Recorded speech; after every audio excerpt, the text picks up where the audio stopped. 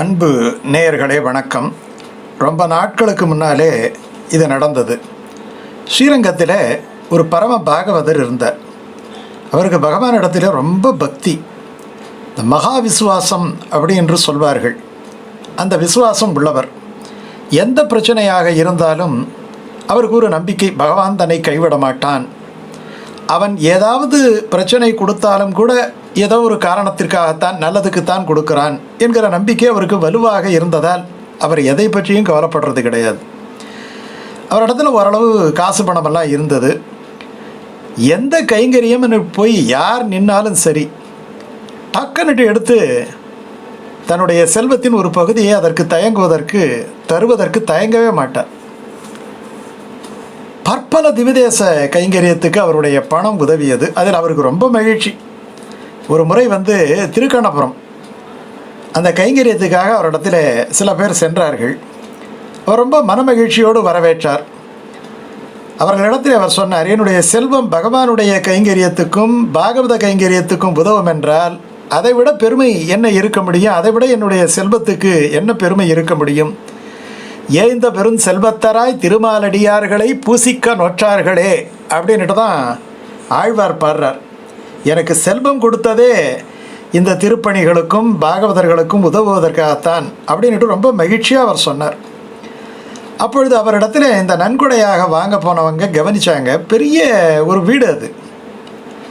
அதில் ஒரு அம்மையார், அவர் வேலைக்கு ஏதோ தளிகை செய்து விட்டு போய்விடுவார். இவர் அந்த உணவை சாப்பிடுவார். எப்பயாவது முடிஞ்சால் பக்கத்தில் ஸ்ரீரங்கம் கோயிலுக்கு போவார். இல்லாவிட்டால் அப்படியே உட்கார்ந்து பகவத்கீதை, மகாபாரதம் ஏதாவது ஒன்று அந்த விஷயத்தை போட்டு கேட்டுக்கிட்டு இருப்பார். ரொம்ப முக்கியமாக தேவையில்லாத டிவி நிகழ்ச்சியெல்லாம் அவர் பார்க்க மாட்டார். அவர் நிம்மதிக்கு அதுவும் ஒரு காரணம். இந்த நன்கொடை வாங்க போகிறவங்க இதெல்லாம் கவனிக்கிறாங்க. என்ன இவர் இவ்வளோ பெரிய வீடு தனியாக இருக்கிறாரு, அதுவும் வயதான காலத்தில், ஒரு 85 வயசு தனியாக இருக்கிறாரே, ஏதாவது ஒரு கஷ்டம்னா என்ன பண்ணுவார்? ஏதோ உடம்புக்கு ஆகலை, ஒரு ஆஸ்பத்திரிக்கு போகணும் வரணுன்னாலும் துணைக்கு யாரும் இல்லையே. அந்த அம்மா மட்டும்தானே சமைச்சிட்டு போகிறாங்க, வேறு யாரும் இல்லையே அப்படின்ட்டு அவர்கிட்டயே கேட்டுட்டாங்க. என்ன சுவாமி இப்படி தனியாக இருக்கிறீங்க? அவர் கலகலன்னு சிரிக்கிறார். ஒரு விதத்தில் நீங்கள் சொல்கிறது உண்மைதான். என்னுடைய மனைவி அவங்க சில ஆண்டுகளுக்கு முன்னாடி அவங்க காலமாயிட்டாங்க. என்னுடைய பிள்ளைகள் எல்லாம் நல்ல வசதியோடு இருக்கிறாங்க. ஆனால் இங்கே கிடையாது, எல்லாம் வெளிநாட்டில் இருக்கிறாங்க. எப்போதாவது ஒரு தரம் வருவாங்க, சில நாட்கள் தங்கி போவாங்க. அவங்க வாழ்க்கை அவங்களுக்குரியது. எனக்காக, இந்த கிழவனுக்காக அவங்க இங்கேயே இருக்கணும், எல்லா வேலையும் விட்டுட்டு இங்கேயே இருக்கணும், நான் எப்படி எதிர்பார்க்க முடியும் அப்படின்ட்டு அவர் இடத்துல அவர் விளக்கமெல்லாம் சொல்லி கொண்டிருந்தார். இருந்தாலும் இவங்களுக்கு ஒரு நிம்மதி இல்லை. என்ன இந்த வயசான காலத்தில் இவர் இப்படி தனியாக இருக்கிறாரு, அந்த உணர்வு தான் அவரிடத்துல இந்த நன்கொடை வாங்க போனாங்க இல்லையே அவங்களுக்கு இருந்தது. அவரிடத்துல கேட்டுட்டாங்க. அப்போ அந்த பெரியவர் அவர்களை தன்னுடைய படுக்கை அறைக்கு அழைத்து போனார். அப்பொழுது, இந்த பாருங்க, நான் யாரும் இல்லாமல் இருக்கிறேன், இந்த வயசான காலத்தில் தனியாக இருக்கிறேன், ஒரு வைத்தியம் ஒரு நோய் நொடியன்னா யாரு கூட இருப்பாங்க அப்படின்ட்டு தானே நீங்கள் நினைக்கிறீங்க. அப்படி கிடையாது.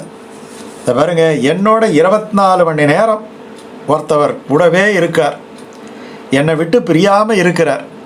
இந்த போனவங்களுக்கு ஆச்சரியம், என்ன இவருடைய மனைவி இறந்து விட்டார், பிள்ளைகளெல்லாம் வெளிநாட்டுக்கு போய்விட்டாங்க அப்படின்ட்டு தானே சொன்னார். இப்போ எல்லாருமே எனக்கு இருக்கிறாங்கன்னு சொல்கிறாரு, இது என்ன முரண்பாடு அப்படி என்று கருதி அவரிடத்துல கேட்டபோது, நீங்கள் நினைக்கிறது எனக்கு புரியுது, யார் எனக்கு துணைன்னு தானே கருதுறீங்க, இதோ இவன் தான் எனக்கு துணை அப்படின்ட்டு கையை காட்டுறார். அந்த கையை காட்டுற இடத்துல பார்த்த பொழுது ஒரு அற்புதமான ஒரு கண்ணனுடைய படம் அங்கே மாட்டப்பட்டிருந்தது. போனவர்களுக்கு ஒரு பக்கம் வியப்பு, இன்னொரு பக்கம் தயக்கம். இவருடைய தயக்கத்தை புரிந்து கொண்ட அந்த பெரியவர் கேட்டார், நீங்கள் என்ன இந்த கண்ணனை எனக்கு துணையாக இருப்பான்னு நம்பலையா? இப்படியே கேட்குறார் அவர். இது படமாச்சு, இந்த படம் எப்படி எனக்கு துணை அப்படின்ட்டு நீங்கள் நினைக்கிறீங்களா? அவர் சொல்கிறார், இதை பாருங்கள், நீங்கள் கண்ணனை கண்ணனாக பார்க்கவில்லை போல இருக்குது, வெறும் படமாக தான் பார்க்குறீங்க போல இருக்குது. நீங்கள் எப்படி வேண்டுமானாலும் பாருங்கள், ஆனால் இவன் எப்பொழுதும் என் கூடவே இருக்கிறான். நான் தளர்ந்து போனால் என்னோடு வந்து பேசுகிறான். சில நேரங்களே எனக்கு ஏதாவது ஒரு உதவி செஞ்சுக்கிட்டே இருக்கிறான், ஏதாவது ஒரு ரூபத்தில் செஞ்சுக்கிட்டே இருக்கிறான். எனக்கு எந்த ஆபத்தும் இல்லாமல் இந்த வயசான காலத்தில் அவன் பாதுகாப்பாக இருக்கிறான். இதை பாருங்கள், எனக்கு பிள்ளைகள், மனைவி போயிட்டாங்க, பிள்ளைகள் வெளிநாட்டுக்கு போயிட்டாங்க. இப்போ எந்தெந்த உறவெல்லாம் இருக்கும் அப்படின்ட்டு நினச்ச உறவோ அந்த உறவெல்லாம் இப்போ என்கிட்ட இல்லை. ஆனால் இவன் பாருங்கள், என்னை விட்டு எங்கேயும் போகிறேன்னு சொல்கிறது கிடையாது. என் கூடவே இருக்கிறான், 24 மணி நேரமும் என் கூட இருக்கிறான். அவன் இருக்கிற அந்த உற்சாகத்தில் தான் நானே இருக்கிறேன் அப்படின்ட்டு சொல்ல சொல்ல இவர்களுக்கே வெக்கமாக போயிடுச்சு. நம்ம ஒரு படம் கூட போய் எப்படி காப்பாற்றுன்னு நினைக்கிறோம். அவர் படம்னுட்டே நினைக்கல, சாட்சாத் அந்த கிருஷ்ண பரமாத்மா கூடவே இருக்கிறார். அந்த நம்பிக்கை, இதுக்கு பேர் ட்ரஸ்ட், விஸ்வாசம்னு சொல்லுவாங்க. பகவானிடத்திலே மகா விஸ்வாசம் இருக்கணும். அப்படி இருந்தால் தான் அவன் காப்பாற்றுவான். எல்லாரும் சொல்லுவாங்க, என்ன இப்போ வந்து ஹிரணியனெல்லாம் நிறைய பேர் இருக்கிறாங்க, ராவணன்களெல்லாம் நிறைய பேர் இருக்கிறாங்க, இங்கே ராமனும் காணோம், கண்ணனும் காணோம், நரசிம்மரும் காணோமேன்னு நினைப்பாங்க. அதுக்கு ஒரு பெரியவர் பதில் சொன்னார், அதெல்லாம் நீங்கள் சொல்கிறதெல்லாம் கரெக்டு தான். இங்கே 1000 ராவணர்கள் இருக்கிறார்கள், 1000 ஹிரண்யாட்சர்கள் இருக்கிறார்கள், அப்புறம் 1000 கம்ச அசுரர்களெல்லாம் இருக்கிறார்கள். ஆனால் ஒரு பிரகலாதன் இல்லையே. அவன் என்ன பிரகலாதனுக்காக, அந்த பிரகலாதனுடைய வாக்குக்காக தான் வந்தான். அந்த பிரகலாதன் தானே நம்பினான் என்னை காப்பாற்றுவான்னுட்டு. எங்கும் புலன் கண்ணன் என்ற மகனை காய்ந்து இங்கு இல்லையால் என அங்கே அப்பொழுதே அவன் வியத்தோயின்றிய அப்படின்னுட்டுலாம் ஆழ்வார் பாசுரம். அந்த நம்பிக்கை இல்லாட்டி அங்கே இருந்தபடியே எல்லாம் காப்பாற்றிருக்கலாமே. இது கண்ணதாசன் ரொம்ப அற்புதமாக ஒரு பாட்டு எழுதினார் ஒரு படத்தில். தெய்வம் என்றால் அது தெய்வம், வெறும் சிலை என்றால் அது சிலைதான், உண்டு என்றால் அது உண்டு, இல்லை என்றால் அது இல்லை. அந்த பெரியவர் நிருபாதிக உறவாக நினைக்கிறார் கண்ணனை. நிருபாதிகம்னா என்னைக்கு இருக்கக்கூடிய உறவு. அந்த நிருபாதிக உறவாக இந்த பெருமாளை கருதுகிறார், ஒரு படமாக கருதலை.